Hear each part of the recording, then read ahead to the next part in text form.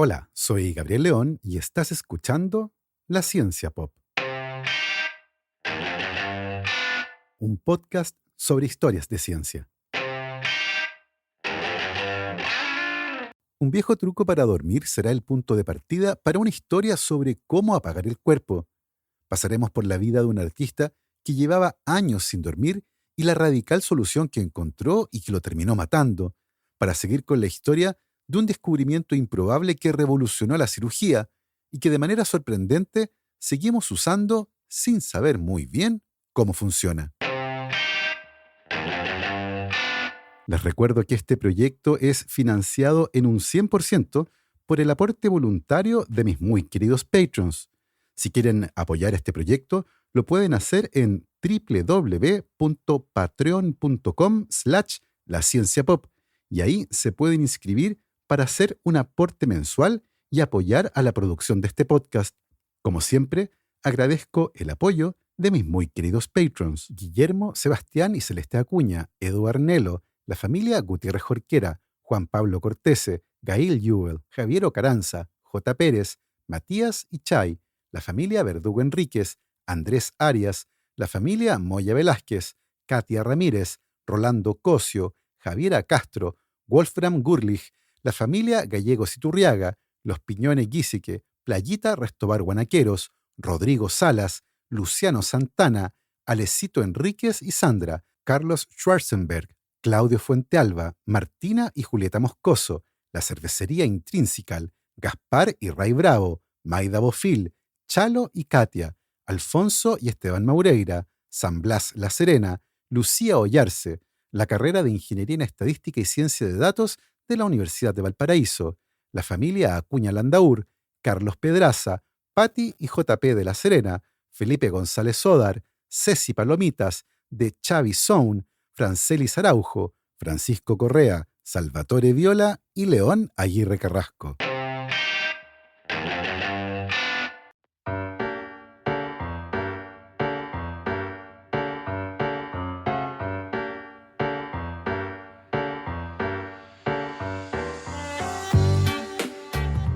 El insomnio se define clínicamente como la dificultad para iniciar o mantener el sueño, o despertar demasiado temprano sin poder volver a dormir, al menos 3 noches por semana, durante al menos 3 meses, a pesar de tener la oportunidad y las condiciones para hacerlo.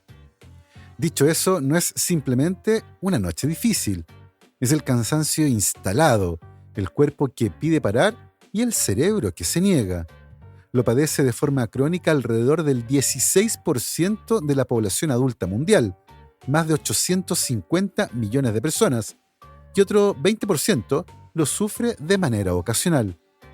Si uno escarba los archivos históricos buscando cómo los seres humanos han intentado resolverlo, encuentra un inventario perfecto de la desesperación. Marilyn Monroe tomaba barbitúricos que terminaron matándola. Franz Kafka escribía novelas de madrugada porque de todas formas no podía dormir. Marcel Proust selló su habitación con corcho para bloquear cualquier ruido o luz, y Winston Churchill, que gobernó Gran Bretaña durante la Segunda Guerra Mundial, combatía el insomnio con siestas diurnas y whisky nocturno. Pero en algún punto de esta larga historia de noches en vela, alguien propuso una solución: un vaso de leche tibia. Este truco para conciliar el sueño está documentado desde hace 2 milenios y es uno de esos saberes que no necesita demostración porque parece autoevidente. La leche tibia ayuda a dormir, todo el mundo lo sabe, pero la ciencia tiene algo que decir al respecto, y lo que dice es más interesante de lo que parece. Tradicionalmente, la explicación para el efecto somnífero de la leche apunta al triptófano, un aminoácido esencial que el cuerpo no puede fabricar, pero que necesita para sintetizar serotonina, que a su vez es precursora de la melatonina, la hormona que regula el ciclo del sueño. Hasta ahí la cadena tiene sentido. El problema está en la dosis. Un vaso de leche contiene apenas unos 100 miligramos de triptófano, y ese triptófano tiene que competir con otros aminoácidos para cruzar la barrera hematoencefálica y llegar al cerebro. La cantidad que finalmente llega es pequeña y de manera lenta. Por eso, durante mucho tiempo, los científicos más escépticos pensaron que el efecto del sueño era puro placebo. El ritual, el calor, la asociación pavloviana con la infancia. El cuerpo aprende que esa secuencia de acciones precede al sueño y se prepara y se duerme. No es la bioquímica, es el contexto. Como sea, para la mayoría de la gente con insomnio el ritual es suficiente, pero había un hombre en Los Ángeles para quien eso no alcanzaba.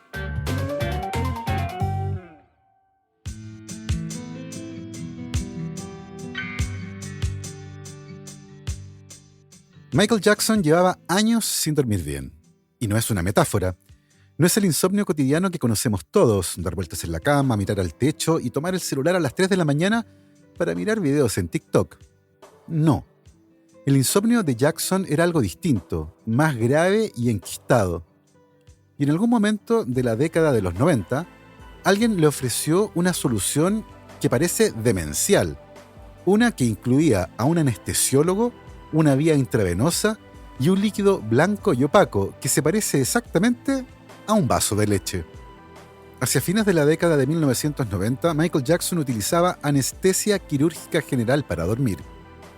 Un médico lo bajaba por las noches y lo subía por las mañanas, como si el sueño fuera un interruptor y el único interruptor que funcionaba en su caso fuera el más potente que existe. Michael Jackson había cruzado una línea que casi nadie cruza, la línea que separa a los somníferos de los anestésicos.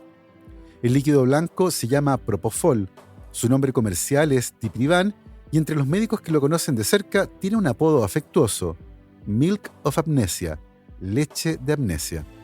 Jackson lo llamaba simplemente Milk, la leche. La noche del 24 al 25 de junio de 2009, Jackson estaba exhausto y seguía sin poder dormir. Su médico personal, Conrad Murray, un cardiólogo contratado a $150,000 al mes, llevaba semanas administrándole Propofol cada noche como si fuera un somnífero de uso doméstico. Esa noche, Murray intentó primero con benzodiazepinas, luego con más benzodiazepinas, pero Michael Jackson seguía despierto. Finalmente, pasadas las 10 de la mañana y luego de una noche en vela, cedió a los pedidos de su paciente y le inyectó Propofol en una vía intravenosa. Luego, salió de la habitación a hablar por teléfono. Lo que pasó a continuación fue silencioso. No hubo convulsiones ni gritos. El corazón de Michael Jackson sencillamente se detuvo. Cuando Murray volvió a la habitación y llamó al 911, ya era demasiado tarde. Los paramédicos lo llevaron al UCLA Medical Center y a las 2:26 de la tarde del 25 de junio de 2009, Michael Jackson fue declarado muerto. Tenía apenas 50 años. Murray fue condenado por homicidio culposo y cumplió 2 años de una pena de 4. Anestesiólogos consultados durante el juicio se sorprendieron por el accionar de Murray. No era indignación, era incredulidad profesional.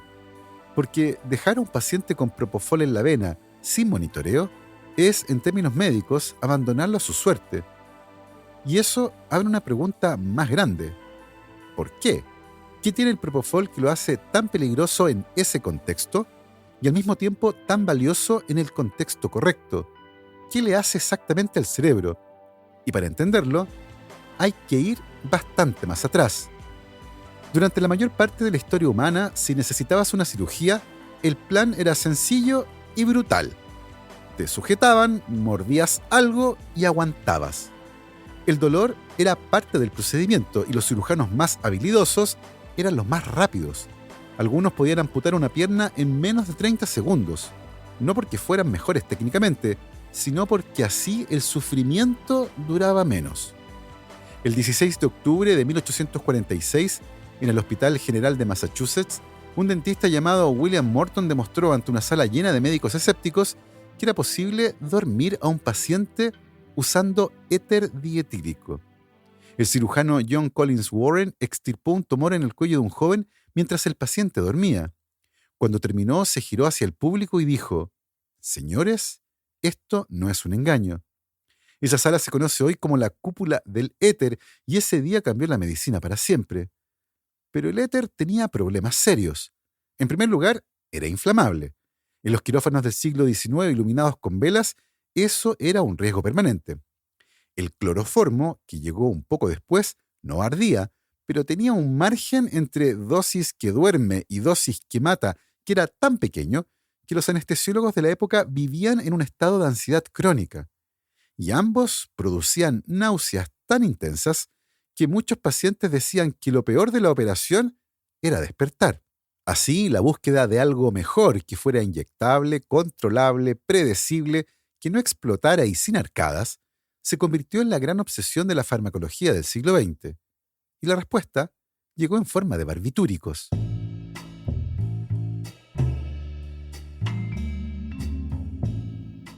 El tiopental sódico o pentotal fue el primero en ser de uso masivo. Lo descubrieron en los años 30 dos químicos y en 1934 se usó por primera vez en humanos. Y funcionaba. El paciente se dormía en segundos, suavemente y sin excitación previa. El médico que lo introdujo en la práctica clínica, John Landy, de la clínica Mayo, era un personaje tan entusiasta que publicó 600 artículos sobre anestesia y presidió el primer consejo de certificación de anestesiólogos en Estados Unidos.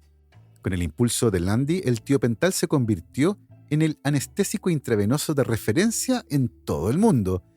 Pero entonces ocurrió Pearl Harbor. El 7 de diciembre de 1941, tras el ataque japonés, los hospitales de Honolulu se llenaron de heridos en estado de shock grave.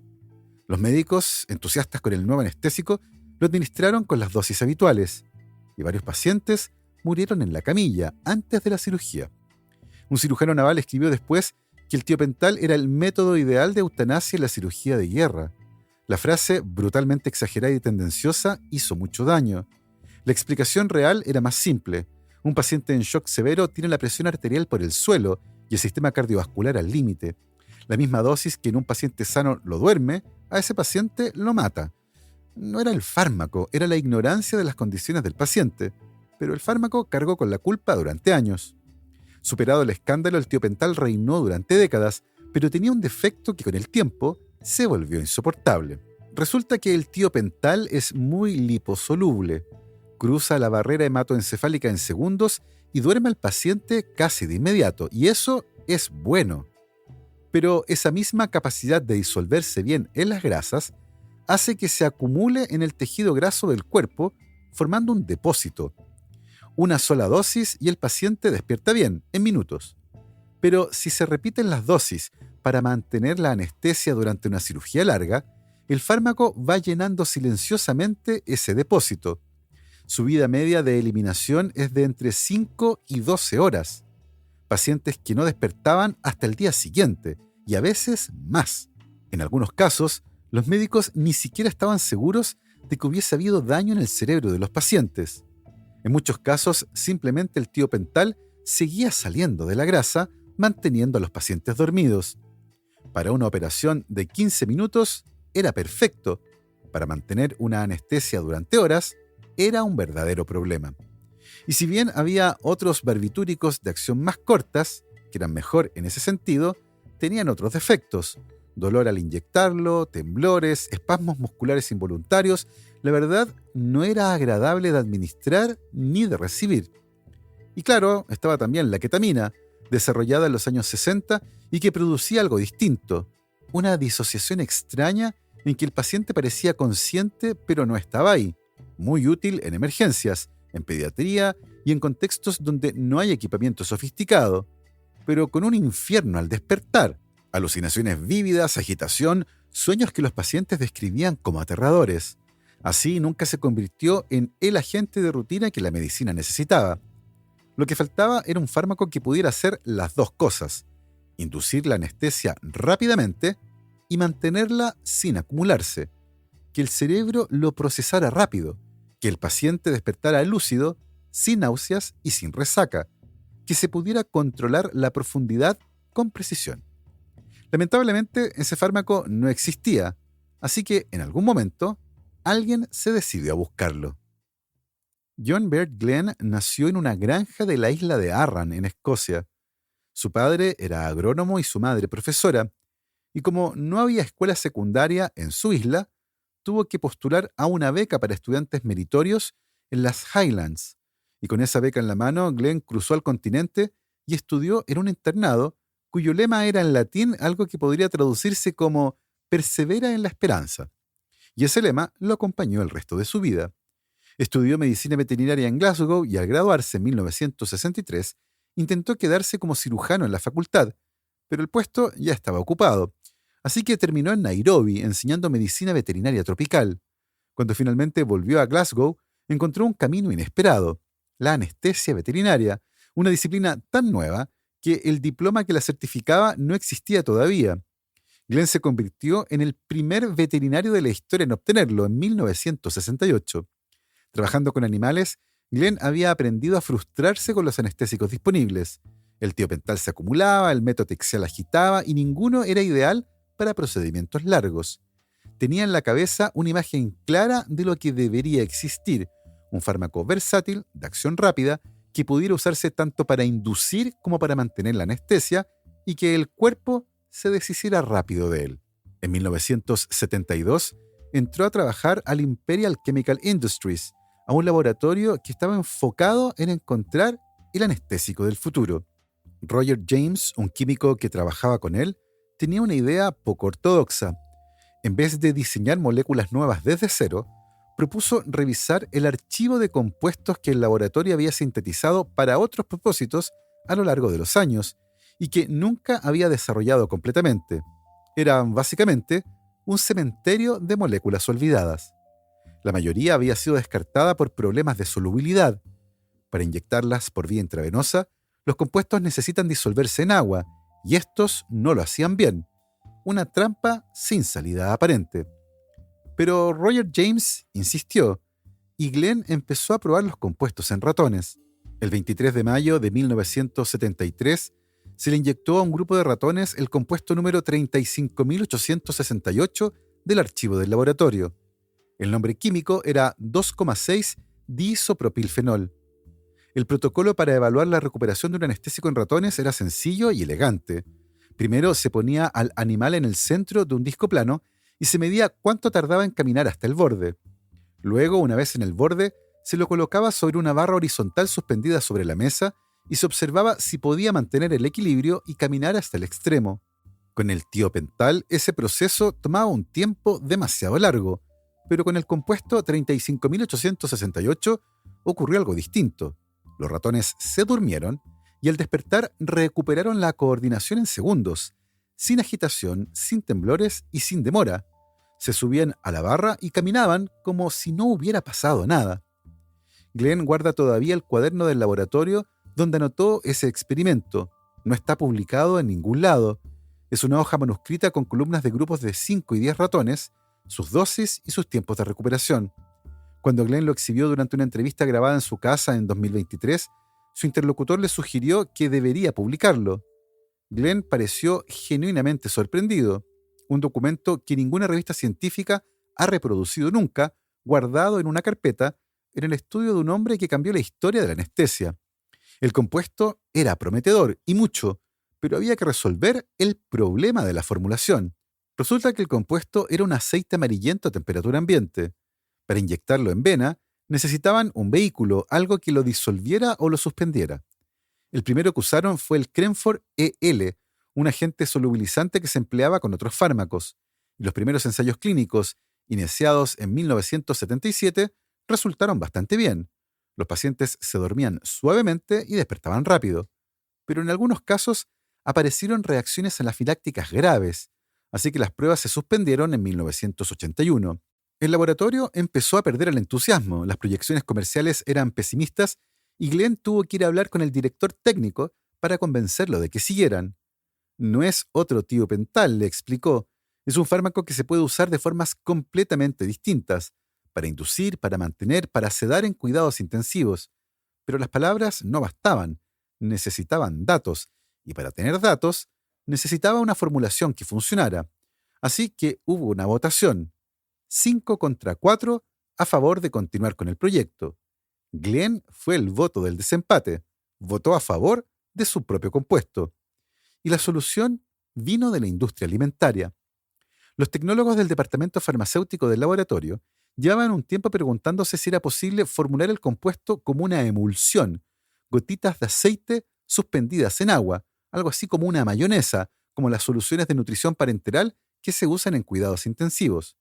Mejoradas las técnicas de fabricación de emulsiones ultrafinas, dieron con una formulación que funcionaba: aceite de soya al 10%, lecitina de huevo purificada al 1,2%, lo que resultaba en un líquido blanco, opaco y viscoso. Así nació la leche de amnesia, el Propofol. La emulsión de aceite de soya funcionó a la perfección. El animal dormía, el corazón seguía latiendo normalmente y no había reacciones adversas. Al despertar, los animales no mostraban señales de daño ni agitación. Era exactamente lo que Glenn llevaba años esperando ver. En la mañana del 19 de julio de 1983, se administró por primera vez a un paciente humano en un hospital de Oxford. La droga se comercializó en 1986 en el Reino Unido y Nueva Zelanda. En 1989 recibió la aprobación de la FDA norteamericana y se le llamó Diprivan. Dip por diisopropilfenol, el nombre del compuesto, e Ivan por intravenous anesthesia, anestesia intravenosa de diisopropilfenol. En una entrevista le preguntaron a Glenn por el otro nombre del compuesto, Propofol, y reconoció que, a pesar de que lo había descubierto él y que llevaba 30 años practicando anestesia, no tenía idea de dónde había salido ese nombre. Y la verdad es que lo inventó el departamento de marketing a partir del nombre del compuesto. Diisopropilfenol se convirtió así en Propofol. En 2018, la Fundación Lasker le otorgó a Glenn el Lasker DeBakey Clinical Medical Research Award, uno de los premios más importantes de la medicina, a veces llamado el Nobel estadounidense.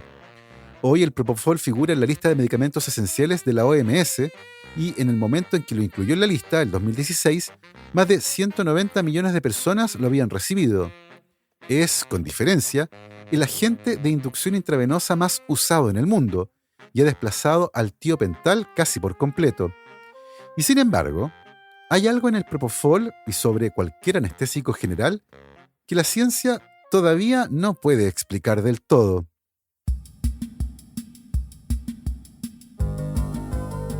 Si buscan en Instagram o en TikTok las palabras Propofol o anestesia, van a encontrar un género de videos muy específicos que se ha vuelto extrañamente popular en los últimos años. La escena es siempre la misma. Una persona está recostada en una camilla, con bata de hospital conectada a un suero. Está consciente, hablando, a veces contando chistes, a veces cantando o a veces declarando su amor eterno a la enfermera. Y entonces alguien inyecta un líquido blanco en la vía intravenosa. El líquido entra, la persona sigue hablando, y en cuestión de segundos, a mitad de una palabra, a mitad de una frase, los ojos se cierran, la cabeza cae y el cuerpo se relaja completamente. La persona simplemente se apaga. No hay agonía, no hay transición dramática, no hay el lento deslizamiento hacia el sueño. Es como un interruptor. Un fotograma está ahí y al siguiente no. Y la gente que mira estos videos desde el otro lado de la pantalla reacciona con una mezcla de fascinación y algo parecido al vértigo, porque lo que están viendo es, en términos muy literales, una conciencia que se extingue en tiempo real. Ese líquido blanco es ciertamente Propofol. Y la pregunta obvia, la que cualquier persona razonable se hace al ver ese video es: ¿qué le está haciendo al cerebro? ¿Qué le hace el Propofol al cerebro? Y la respuesta corta es: no sabemos muy bien. Y esa respuesta honesta lleva a una de las paradojas más inquietantes de la medicina moderna. Lo que sí sabemos es que el Propofol actúa principalmente sobre los receptores de GABA, que son algo así como los frenos del sistema nervioso. Cuando el Propofol se une a esos receptores, potencia la acción del GABA, ácido gamma-aminobutírico, el principal neurotransmisor inhibitorio del cerebro. Es como apretar el freno. Eso hace que las neuronas se comuniquen menos entre sí, hay más silencio eléctrico y menos actividad. El cerebro, frenado desde múltiples puntos a la vez, pierde conciencia en segundos. El Propofol llega al cerebro muy rápido porque es muy soluble en grasa, cruza la barrera hematoencefálica en el tiempo que tarda la sangre en hacer un circuito desde el brazo hasta la cabeza, 15 o 20 segundos. Y el hígado lo metaboliza con eficiencia notable, así que no se acumula, la sangre lo limpia. Por eso el perfil de recuperación es tan distinto al del tiopental. Cuando se deja de administrar, la concentración cae rápido, y el paciente despierta en minutos, lúcido y sin resaca. Eso era exactamente lo que Glenn buscaba en 1972, y lo encontró. Pero la historia no termina ahí, porque hay una pregunta que el mecanismo del GABA no responde completamente. ¿Por qué el paciente pierde la conciencia? Esa pregunta parece sencilla y no lo es. Aquí vale la pena detenerse un momento porque hay tres palabras que se parecen pero no significan lo mismo. La analgesia es la ausencia de dolor. Un paciente en estado de analgesia puede estar perfectamente consciente, hablar, moverse, pero no siente dolor. Es lo que produce una anestesia local, por ejemplo, en el dentista. La amnesia es la incapacidad de formar o recuperar recuerdos. Un paciente con amnesia puede estar despierto, puede incluso responder preguntas, pero no recordará nada de lo que ocurrió. Y luego está la anestesia general, la que produce el propofol, que es un estado que combina varias cosas a la vez: pérdida de conciencia, amnesia y relajación muscular. Y aquí viene lo que tal vez es más sorprendente. Resulta que el propofol por sí solo no es un analgésico, no elimina el dolor. Un paciente bajo propofol puro podría en teoría sentir el bisturí. Por eso en la práctica quirúrgica nunca se usa solo, siempre va acompañado de algún medicamento de tipo opioide que sí bloquea el dolor. El propofol apaga la conciencia y borra la memoria. Los opioides se ocupan del dolor. Es un trabajo en equipo. Así que el apodo de leche de amnesia no es caprichoso. Describe exactamente lo que hace el propofol y significativamente lo que no hace. Una cosa interesante de todo esto es que la anestesia general se usa en medicina desde 1846.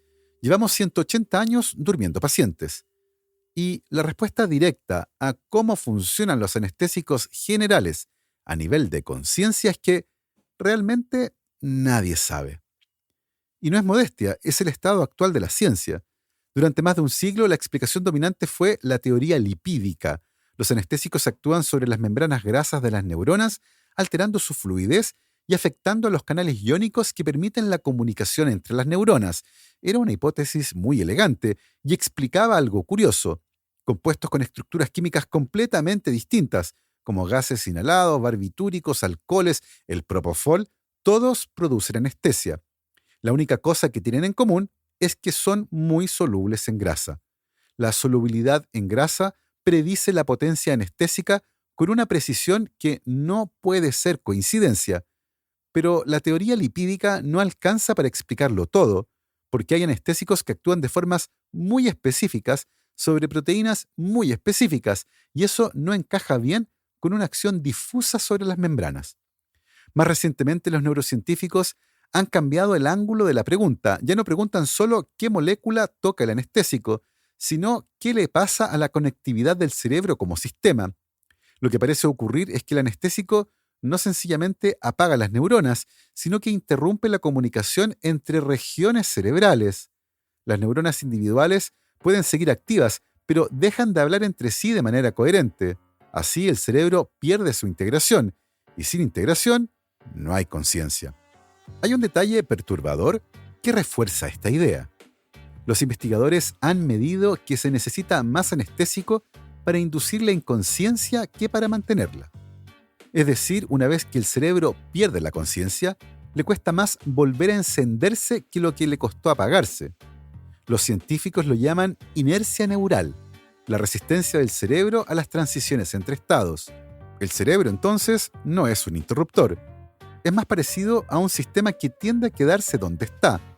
Y eso explica, en parte, por qué algunos pacientes con daño neurológico tardan horas en despertar de una anestesia que en una persona sana dura minutos.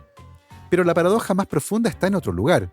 El mecanismo por el cual los anestésicos generales impiden la conciencia sigue siendo desconocido en gran medida porque el mecanismo por el cual la fisiología cerebral produce la conciencia tampoco tiene una buena explicación. Dicho de otra manera, no sabemos cómo funciona la anestesia general porque no sabemos qué es la conciencia.